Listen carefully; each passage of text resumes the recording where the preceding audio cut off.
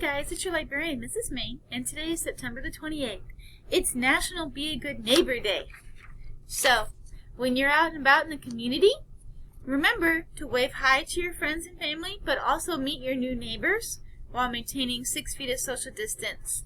Okay, also, if you ever wanted to meet a neighbor and make great friends, you can ask questions about what they're an expert at.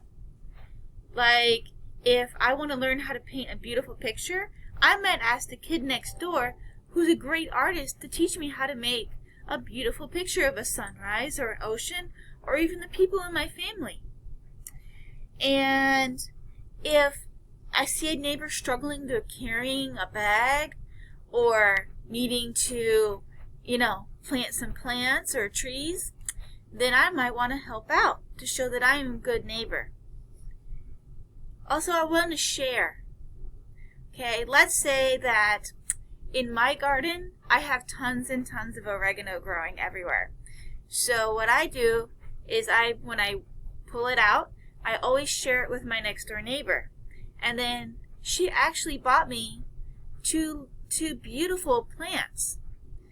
And so they're a wonderful addition to my garden, and she loves our vegetables and oregano. Alright, so remember to say hi, remember to share, remember to help out, ask questions. Also, guys, this is very, very important.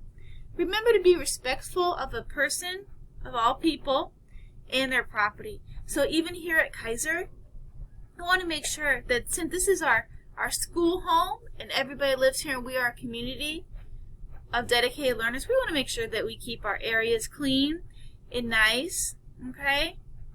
So please make sure that you help out in the community and you also help out here at our Kaiser community as well. And through helping out and sharing and asking questions and listening, guess what? We make lifelong friends. Isn't that fantastic? So get to know your neighbors and make some new friends. I'll see you guys later. Bye.